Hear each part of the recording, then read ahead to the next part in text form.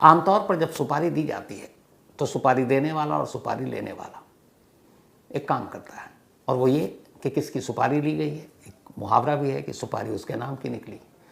तो नाम, पहचान, तस्वीर, पता, ठिकाना, ये सब अदला बदली होती है।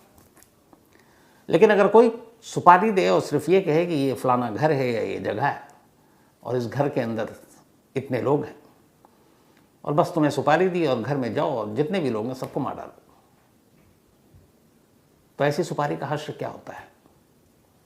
आज की कहानी लालच, हैवानियत और इस सुपारी की गलतफहमी, इन सबको मिलाकर है। कहानी कर्नाटक के गडक शहर की है, जो कि बेंगलुरु से लगभग 450 किलोमीटर दूर है। गडक शहर इस देश में एक नामी शहर के तौर पर जाना जाता है। उसकी वजह यह है कि हिंदुस्तानी संगीत में इस शहर का एक ऊंचा मकाम है। भारत रत्न पंडित भीमचंद जोशी इसी गडक शहर से आते हैं, और भीमसेन जोशी, और भीमसेन जोशी को कौन नहीं जानता। तो गडक की एक अलग पहचान पूरे देश में और दुनिया में करवाने में पंडित भीमसेन जोशी जी का भी बहुत बड़ा रोल रहा है। तो भारतीय संगीत का गढ़ रहा है। इसके अलावा अपने आप में बहुत खूबसूरत, बहुत शांत, बहुत शालीन ये शहर है। और इसी शहर में एक परिवार रहा करता था, परिवार बकाले फैमिली। बकाले फैमिली के मुखिया थे प्रकाश बगाले। प्रकाश बगाले करीब 1990 में इनकी शादी हुई थी, और शादी जिनसे हुई उनका नाम था रुक्मणी। रुक्मणी के साथ दोनों पति पत्नी बहुत खुश, थोड़ा सा सोशल वर्कर भी थे और बाकी अपना काम करते थे। पैसे वैसे अच्छे खासे थे, ज़मीन जायदाद थी। धीरे धीरे वक्त बीता। प्रकाश और रुक्मणी, इन दोनों को एक बेटा हुआ। बेटा का नाम रखा इन्होंने विनायक। बड़े लाड प्यार से विनायक को बड़ा किया। सब कुछ ठीक चल रहा था, अच्छे स्कूल कॉलेज में पढ़ाया, वक्त बिल्कुल अच्छा जा रहा था। लेकिन तभी 1995 में अचानक प्रकाश बगाले की जो पत्नी है रुक्मणी, उनकी मौत हो जाती है। पत्नी की मौत हो गई, और उस वक्त करीब विनायक बगाले 4-5 साल उसकी उम्र, छोटा बच्चा था। तो प्रकाश बगाले को उनके परिवार, रिश्तेदार, खानदान के लोगों ने सुझाव दिया, सलाह दी कि तुम्हारा बेटा अभी छोटा है, तुम दूसरी शादी कर लो, क्योंकि बेटे की परवरिश कौन करेगा। आखिर परिवार वालों की बात मानकर प्रकाश तैयार हो गए और उन्होंने दूसरी शादी की। अब जो उन्होंने शादी की वो सुनंदा नाम की एक महिला से की। सुनंदा भी उसी इलाके की, गडक की रहने वाली। अब दूसरी शादी के बाद जो विनायक है अभी बच्चा था, लेकिन सुनंदा ने उसे अपनी एक माँ का ही प्यार दिया। सब कुछ ठीक चलता रहा। लेकिन फिर शादी के करीब 2 साल के बाद 1997 में सुनंदा भी माँ बनी, और उन्होंने भी एक बेटे को जन्म दिया, और बेटे का नाम रखा कार्तिक। तो अब प्रकाश और उनकी दूसरी पत्नी सुनंदा और उनके घर में 2 बेटे, एक कार्तिक और एक पहली पत्नी से विनायक। धीरे धीरे वक्त बीता। दोनों भाई जब तक छोटे थे बहुत प्यार मोहब्बत से रहे। फिर दोनों बड़े हुए। बड़े होने के बाद अब दोनों, चूँकि प्रकाश बकाले की अच्छी खासी प्रॉपर्टी थी, और फिर धीरे धीरे वो सोशल वर्कर थे। बाद में उन्होंने एक बीजेपी पार्टी ज्वाइन की, और गडक बेटगिरी शहर के जो म्यूनिसिपल कॉरपोरेशन है उसके वो वाइस प्रेसिडेंट भी बने गए। तो अच्छा खासा शहर में उनका रुतबा, कद, सब कुछ ठीक था। लेकिन इधर धीरे धीरे अब बड़े होने के बाद, ये बहुत सारे परिवार में होता है, सगे और सौतेले वाली लकीर खिंचनी शुरू हो जाती है। विनायक के मन में शुरू से था कि सुनंदा उसकी सौतेली माँ है और कार्तिक उसका सौतेला भाई। हालांकि प्रकाश ने अपने दोनों बच्चों में कभी भेदभाव नहीं किया, ना सुनंदा ने किया, लेकिन उसके मन में ये आता गया। अच्छा, ख़ासतौर पर प्रकाश अपने बड़े बेटे को उसका ख़ास ज़्यादा ख्याल रखते कि उसके मन में कभी ये भावना ना आए। लेकिन ये भावना धीरे धीरे बढ़ती गई। वो थोड़े गलत सोहबत में चलता गया। उसके अंदर एक आग सी भड़क रही थी कि मेरा बाप मेरे सौतेले भाई को ज़्यादा मानता है, सौतेली माँ के ज़्यादा करीब है, मेरे साथ सौतेला सलूक करता है। लेकिन उसकी इस गलतफहमी को दूर करने के लिए प्रकाश हर वो काम करते। वो उसको अपनी प्रॉपर्टी के सारी ज़मीन, बाकी चीज़ें देते जाते। उन्होंने 2 हिस्से कर रखे थे, एक अपने बेटे, बड़े बेटे, और एक कार्तिक, बराबर बराबर, जो एक बाप करता है। लेकिन इधर क्या हुआ कि अब विनायक को जो प्रॉपर्टी या ज़मीन उन्होंने देना शुरू किया, उसमें से कुछ ज़मीन और प्लॉट उसने अपने बिना फादर को बताए बेचना शुरू कर दिया। जब बेचना शुरू किया तो एक रोज़ प्रकाश को ये बात पता चली, तो उन्हें बड़ा गुस्सा आया। उन्होंने कहा कि मैं तुम्हें ये दे रहा हूँ, ज़िंदगी में आगे बढ़ो, इसके ज़रिए कुछ करो, पर तुम तो पुरखों की ज़मीन और जायदाद ये बेच कर ही खाने में लगे हुए हो, ऐसा क्यों? इस बात पे बाप बेटे में झगड़ा हुआ। विनायक ने घर छोड़ दिया, वो अलग रहने लगा उसी गडक शहर में। अब अलग रहने लगा, बात अब सौतेले भाई, सौतेली माँ और ये चीज़ें अब झगड़ा पैदा करना शुरू हो गई। लेकिन यहाँ तक ठीक था। इसके बाद धीरे धीरे अब विनायक के मन में अपने सगे बाप, सौतेली माँ और सौतेले बेटे के लिए इतनी नफरत भर गई कि उसे लगा कि बदला लेना है मुझे। उसके मन में ये भी लालच था, ये सारी प्रॉपर्टी इन लोगों को ना चली जाए, और फिर ये भी था कि कार्तिक यानी कि उसके सौतेले भाई का इस पर कोई हक नहीं, और लेकिन वो प्रॉपर्टी का हिस्सा उसको भी मिलेगा क्योंकि वो बेटा है। यही सारी चीज़ें उसके दिमाग में चल रही थी। इसी दौरान में 14 अप्रैल, अभी 14 अप्रैल की बात है, विनायक इन सारी चीज़ों से परेशान, नफरत की आग सीने में लिए और बदला लेने की सोच रहा है। आखिर में उसने सोचा कि करोड़ों रुपए की ये प्रॉपर्टी है और ये क्यों जाए कार्तिक या उसकी माँ, या फिर अगर उसके बाप की मौत हो जाएगी तो ये सब कुछ उसका होगा। बस इसीलिए उसने एक अंधा फैसला लिया। उसने कहा कि अगर मैं अपने बाप, अपनी सौतेली माँ और अपने एक सौतेले भाई को रास्ते से हटा दूँ तो ये सारी चीज़ें मेरी होंगी। अब उसने इसके ऊपर सोचना शुरू किया और आखिरकार 14 अप्रैल को वो एक शख्स से मिलता है। उसका नाम था फिरोज़, उम्र 29 साल, उसी गडक का रहने वाला एक बैड कैरेक्टर, एक अपराधी। वो उसे जाकर कहता है कि मैं तुम्हें एक सुपारी देना चाहता हूँ, 3 लोगों की सुपारी है और 3 लोगों को मारना है। बातचीत होती है, डील तय होती है 65 लाख रुपए में, 65 लैक्स। और इस डील के साथ एक ये था कि जब इन तीनों का कत्ल हो तो घर का सीन ऐसा हो कि जैसे घर के अंदर रॉबरी हुई, कोई लुटेरे आए और उन्होंने लूटपाट की, घर के सारे कीमती सामान लूट गए और जिसने भी विरोध किया उसको मार डाला। और उसी डील में ये भी था, उसे मालूम था विनायक को कि उसके घर में बहुत सारे कैश और ज्वेलरी भी है। उसने जिसको सुपारी दी यानी फिरोज को, उससे ये कहा कि जब घर में तुम लूटपाट करोगे तो घर के अंदर से जितने भी कैश मिले, ज्वेलरी मिले, वो तुम्हारे होंगे। वो इस सुपारी के 65 लाख रुपए से अलग है, एक तरह का बोनस है। तो जितना तुम माल पे हाथ साफ कर सकते हो वो सब तुम्हारा अलग से, वो इनाम है। और 65 लाख ये 3 कत्ल करने के लिए ये तुम्हें हम दे रहे हैं। फिरोज तैयार हो गया। इसके बाद अब उसने 4 दिन तक इसी जगह पर, इसी गडक शहर में एक इलाका है जिसका नाम है दशहरा ओनी। इसी दशहरा ओनी में प्रकाश बकाले अपने परिवार के साथ रहा करते थे। चूँकि कुछ वक्त पहले विनायक घर छोड़कर अलग मोहल्ले में रह रहा था, तब यह हुआ कि कभी भी रात में जाकर मौका देखकर उस घर के अंदर 3 लोग हैं उनको मार डालूंगा। 14 अप्रैल को ये सुपारी दी गई, 65 लाख में सुपारी डन हुआ। ये हुआ कि 10 लाख रुपए एडवांस देंगे, उसमें से 2 लाख एडवांस दे भी दिया गया। अब रेकी करनी शुरू किया।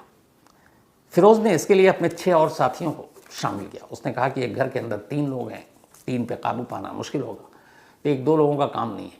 तो कुल 7 लोगों को उसने इस मिशन में शामिल किया। बताया कि 65 लाख की सुपारी है, कत्ल करने हैं एक फैमिली को, और जो घर के अंदर से मिले वो अलग। सब तैयार हो गया, रेकी वेकी चलती रही। अब इधर थोड़ी सी कहानी में चेंज है। वो ये है कि विनायक ने ये तो कहा कि उसके बाप को, उसके सौतेले भाई और माँ को मार डालो, और ये तीनों घर में हैं। और उसने एड्रेस दे दिया, घर में इन तीनों के नाम भी बता दिए, पर कोई तस्वीर और कोई बाकी निशानी नहीं दी। उसकी वजह ये थी क्योंकि विनायक को पता था कि उसके घर में यही 3 लोग रहते हैं और कोई रहता नहीं है, कोई मेड वेड होती नहीं है जिसको और कोई मार सके, और रात को तीनों अकेले तनहा होते हैं घर में। तो उसको ज़रूरत ही नहीं लगी, ना उसने दिया ना फिर उसने मांगा, बस उसे वो घर दिखा दिया, घर में घुसना और कत्ल करना है। लेकिन इस दौरान में 17 अप्रैल को जो कार्तिक है, विनायक का सौतेला भाई, 27 साल की उम्र, उसकी सगाई थी, इंगेजमेंट। अब सगाई में तमाम रिश्तेदार आए, लेकिन विनायक नहीं आया क्योंकि विनायक से लड़ाई झगड़ा चल रहा था, उसने अपने घर आना जाना छोड़ दिया था। तो 17 अप्रैल को कार्तिक की सगाई हुई। तमाम रिश्तेदार, खानदान के लोग, दोस्त आए, दूसरे शहरों से आए। सगाई खत्म हो गई सब कुछ 17 को। कुछ गेस्ट वहीं रुक गए, अब उनको 18 अप्रैल को जाना था, कुछ सुबह कुछ दोपहर को वो भी चले गए। अब आखिरी 3 गेस्ट बचते हैं जो वहाँ से करीब 500 किलोमीटर दूर एक दूसरे शहर के कर्नाटक से आए थे, और ये रिलेटिव थे सुनंदा बकाले की, यानी कि कार्तिक की ननिहाल की तरफ से। उनमें से एक का नाम था परशुराम, जिनकी उम्र 55 साल, एक उनकी वाइफ लक्ष्मी, उम्र 45 साल, और इन दोनों की एक बेटी आकांक्षा, जिसकी उम्र 16 साल। 18 अप्रैल की शाम करीब 7 बजे इन तीनों की ट्रेन थी और तीनों को जाना था। अब ये तीनों घर से निकलते हैं, स्टेशन पहुंचते हैं, रास्ते में ट्रैफिक जाम, और उस ट्रैफिक जाम की वजह से ये टाइम पर स्टेशन नहीं पहुंच पाए। जब स्टेशन में पहुंचे तब तक ट्रेन जा चुकी थी।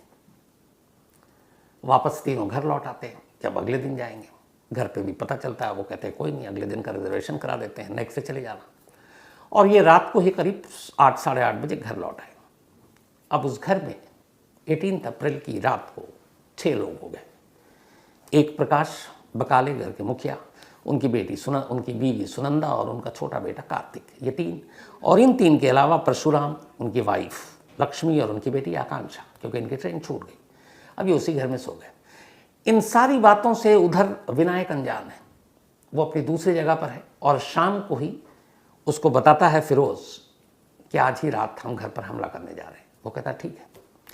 अब न सुपारी लेने वाले को पता है कि घर में कितने लोग हैं, न देने वाले को पता है। देने वाले को यही पता है कि घर में बस उसके माँ बाप और भाई है और कोई नहीं है, जबकि 3 मेहमान एक्स्ट्रा आ चुके हैं क्योंकि ट्रेन छूट चुकी है। 18 अप्रैल की देर रात अब 19 अप्रैल की तड़के में बदल चुकी थी सुबह, करीब बज रहे थे 2। ये 7 के 7 लोग उस घर में घुसते हैं, रेकी कर चुके थे, और उस घर के अंदर दाखिल हो जाते हैं। दाखिल होने के बाद अब इनको यही पता है कि इस घर में 3 लोगों को मारना है। तो पहले कमरे में जाते हैं, वहाँ देखते हैं कि 2 लोग सो रहे। वो हस्बैंड वाइफ थे जिनकी ट्रेन छूटी थी। ये उनको बहुत बुरी तरह से सर पे वजनी चीज़ से मारते हैं, दोनों की मौत हो जाती है। फिर बाहर निकलते हैं तो फिर कार्तिक मिल जाता है सोया हुआ, कार्तिक को ही मार डालते हैं। उसका तब ये बाहर, इनको लगा कि 3 मार चुके हैं, वापस चलते हैं, तभी इनको कुछ आवाज़ आने लगी, और आवाज़ आ रही थी एक दूसरे कमरे से। 3 कत्ल कर चुके हैं। कातिलों को ये लग रहा है कि उन्होंने 3 काम कर लिया, क्योंकि अंधेरे में बहुत ज़्यादा रोशनी नहीं, क्योंकि पड़ोसियों तक ये ना चले कि लाइट जल रही है, बत्ती, तो उन्हें अंधेरे में काम करना है, और अंधेरे में वो टटोल कर सोए हुए लोगों पर मार रहे हैं, और जो जैसे उठे उस पर हमला। पर उनके हिसाब से 3 कत्ल कर चुके हैं, अब निकलना है। पर तभी उन्हें शोर सुनाई दिया एक दूसरे कमरे से। उन्हें लगा ये क्या, 3 तो मार चुके हैं, अभी भी घर में कौन है। अब वो उस दरवाजे को खटखटाते हैं, वो दरवाज़ा अंदर से लॉक। अब ये है कि अंदर घुसें, दरवाज़ा तोड़े, ये भी डर है कि कहीं अब तक की आवाज़ सुनकर, और वो चीख रहे हैं, हेल्प के लिए मदद मांग रहे हैं, क्या करें। तब तक ये इन 7 में से 2 लोग एक दूसरे कमरे में हैं, तो देखते कि वहाँ पे भी कोई सोया हुआ, वो भी अंधाधुंध उस पर हमला कर देते हैं। वो आकांक्षा थी, आकांक्षा जो 16 साल की लड़की थी। 4 कत्ल हो चुका था घर के अंदर। एक कमरे से अभी भी आवाज़ आ रही है, ये दरवाज़ा तोड़ने की कोशिश कर रहे हैं, वो अंदर से चीख रहे हैं। सारे जो हथियार हैं वो डर गए कातिल, उन्हें लगा कि पकड़े जाएंगे। उन्होंने कहा छोड़ो जो भी इस कमरे के अंदर, हमारा काम हो गया, हमें जितने लोगों को मारना था हमने उससे शायद एक ज़्यादा ही मार दिया। बाहर निकल गए। वो बाहर निकले, इधर अंदर जो बेडरूम में थे वो असल में प्रकाश और उनकी वाइफ थी सुनंदा। उन्हें लग गया कि कुछ है, क्योंकि जब इन्होंने वार किया तो उसके बाद कुछ लोगों की चीखने की भी आवाज़ आई। इत्तेफाक से दोनों पति पत्नी जाग रहे थे, क्योंकि उनमें से प्रकाश उस वक्त वॉशरूम करने के लिए गए थे। तो जब वो वॉशरूम में गए तो उनकी वाइफ भी उठ गई थी, और उसी दौरान उन्हें ये आवाज़ आ गई। जब आवाज़ आई तो उनको ख़तरे का एहसास हो गया, और उन्होंने फ़ौरन दरवाज़ा अंदर से लॉक कर दिया। इसके बाद खैर उन्होंने शोर मचाया, फ़ोन किया। जब फ़ोन किया थोड़ी ही देर के बाद पुलिस पहुंच गई। पुलिस सुबह होने से पहले घर के अंदर थी। आकर देखती अंदर का मंजर डरावना, हर कमरे में अलग अलग 4 लाशें। उसके बाद जब वो पुलिस वहाँ पहुँचती है, बताती कि हम लोग हैं, तो फिर वो दरवाज़ा खोलते हैं, पति पत्नी बाहर आते हैं, सारी चीज़ें देखते हैं। अब जो बाकी के कमरे थे सारे उलट पुलट थे, ऐसा लग रहा था जो बैग वैग था वो भी गायब था।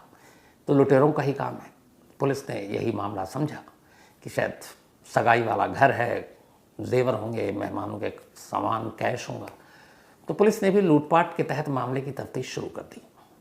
तफ्तीश शुरू की, इसके बाद पूछताछ हुई कि भाई आपकी कोई दुश्मनी, क्योंकि कई चीज़ें ऐसी थी कि कोई लुटेरा आएगा तो वो एक साथ इस तरह से नहीं मारेगा, श्योर करने के लिए कि बिल्कुल जान ही चले जाए। वो तो उसका पहला मकसद होता है लूट और फिर भागना, लेकिन यहाँ तसल्ली से मार रहा और फिर दरवाज़ा खटखटा रहा है, इसका मतलब है कुछ दुश्मनी है। तो फिर डिटेल में पूछताछ की कि बताइए किसी की दुश्मनी।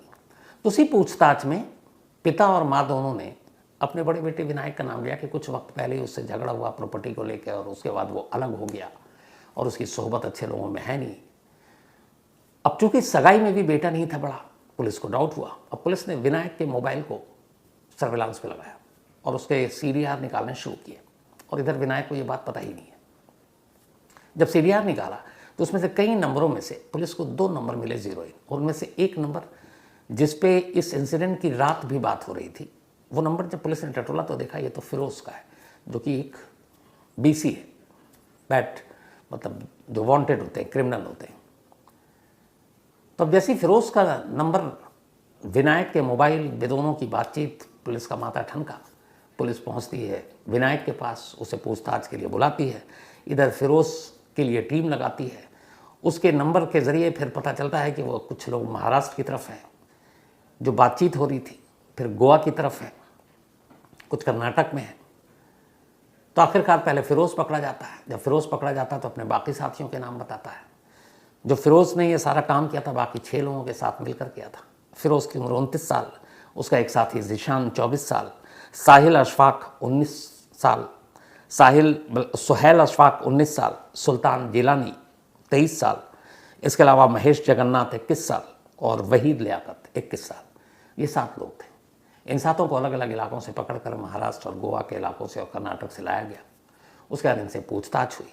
जब पूछताछ हुई तो फिरोज़ ने सारी कहानी उगल दी। उसने बताया कि हमने तो सुपारी किलिंग की है, सुपारी हमें दिया है विनायक ने, 10 लाख एडवांस देना था, 2 लाख हमें दे आ जा चुका है, और हमें ये इलाका बताया गया था, ये घर बताया गया था, लेकिन हमें मालूम नहीं था कि उस रात घर में 3 मेहमान होंगे जो गलती से रुके होंगे, क्योंकि हमें सिर्फ ये था कि उस घर में जो भी होगा हमें उसे मारना है।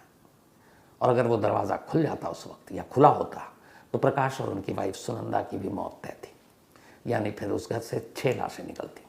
सुपारी 3 की थी, कत्ल 4 हुआ, 2 बच गए। बेटा अब हिरासत में है। अब विनायक ने सारी प्रॉपर्टी हड़पने के लिए, ताकि उसके सौतेले बेटे और उसकी सौतेली माँ के हिस्से में कुछ ना जाए, ये सारा काम किया। अब खेल देखिए किस्मत का कि इन 4 कत्ल के लिए जाहिर सी बात है कि कम से कम सज़ा भी होगी, फांसी ना भी हो तो उम्र कैद, और उम्र कैद भी उम्र की कैद होगी कि बाहर आने का चांस नहीं। तो अब वो खुद तो गया, उसकी ज़िंदगी बर्बाद। जिस छोटे भाई के हिस्से में ये प्रॉपर्टी आती उसकी वो जान ले चुका। अब बचे बूढ़े माँ बाप, वो क्या करेंगे इस प्रॉपर्टी का। काश हर इंसान, हर बेटा इस लालच और इन चीज़ों को अगर समझ ले तो बहुत सारे जुर्म तो वैसे ही नहीं। वैसे भी क्या होता है, हर एक का अंजाम हर एक को मालूम है। इंसान जब पैदा होता है और जब जाता है, तो जैसे हमारे यहाँ कहते हैं 2 गज़ की ज़मीन है, इसके अलावा बाकी कहते हैं, गोपाल शुक्ला मुझे बता रहा था, 2.5 तसले में अगर अंतिम संस्कार होता है तो सारी जो आप फूल चुनते हैं सारा वो 2.5 तसले में ही आता है, इसके अलावा तो कुछ जाता नहीं है। तो फिर ये लालच क्यों। लेकिन वही होता है कि जब ये सारी चीज़ें हो जाती हैं उसके बाद आदमी इसके बारे में सोचता है, और जब सोचता है तो फिर किसी लायक नहीं रहता, क्योंकि वो यहाँ से भी गया और वहाँ से भी गया, क्योंकि ऊपर वाला भी ऐसे लोगों को माफ़ तो नहीं करता है। तो ये थी एक अफसोसनाक कहानी कि सुपारी किसी और की, कत्ल किसी और का। और गोपाल शुक्ला का ही नाम लिया तो याद आया, आज गोपाल शुक्ला की पत्नी नीलम शुक्ला, उनका जन्मदिन है। तो हैप्पी बर्थडे भाभी, आप हमेशा अच्छी रहें, खुश रहें, और आपके हाथ का छोले चावल हमेशा अच्छा लगता है। इधर बहुत ज़माने से गोपाल लाया ही नहीं, लेकिन चलिए शिकायत बाद में। हैप्पी बर्थडे, आज आपका दिन है। साथ ही मोनू बाबा, इनका भी आज बर्थडे है, तो हैप्पी बर्थडे मोनू, और ये भेजा रवि वर्मा ने है। गुंजन, इनका भी आज जन्मदिन है, तो हैप्पी बर्थडे गुंजन, और ये भेजा आभा ने है। साथ ही साहिल, इनका भी आज बर्थडे है, हैप्पी बर्थडे साहिल, और भेजा है कुमार रवि ने। इसके अलावा मोहम्मद असद, इनका भी आज बर्थडे है, तो हैप्पी बर्थडे असद, और ये भेजा है रिजवान ने। स्फूर्ति मुरली, थैंक यू सो मच स्फूर्ति मुरली भाई, इतनी खूबसूरत पेंटिंग भेजने के लिए। मुरली भाई ने एक वाटर कलर पेंटिंग बनाई है मेरी और आज भेजी है, और वाकई बहुत खूबसूरत है। और दीपक को कहूँगा आप लोगों को भी दिखाएं। लेकिन थैंक यू सो मच स्फूर्ति साहब, और ये आपके अंदर गौरव गॉड गिफ्टेड कला है, इसको बरकरार रखिए। साथ ही Shikha Srivastava, thank you so much. लिहाज, thank you so much. Ajay Bharti, Lalit Babu की कहानी जो सुनाई थी मैंने, ललित नारायण मिश्र, उनके बारे में इन्होंने, अनुज भारती ने लिखा है कि वो ट्रेन इसलिए वहाँ से पहुँची थी दानापुर लेट क्योंकि उसके आगे पटरी नहीं थी, तो इंजन को वापस उल्टे मुंह चलना था, तो इस वजह से स्पीड कम थी। थैंक यू सो मच इस जानकारी के लिए। करण भाटिया, जबलपुर के इंसिडेंट का अपडेट किया, तो अभी तक वो लड़की और उसका दोस्त दोनों पकड़े नहीं गए हैं, पुलिस उनकी तलाश कर रही है। इसके अलावा नेहा गौर और विशाल गौर, इन दोनों की आज मैरिज एनिवर्सरी है, तो नेहा और विशाल आप दोनों को बहुत बहुत बधाई। भेजा है ईशान, अयान एंड इनकी पूरी फैमिली ने।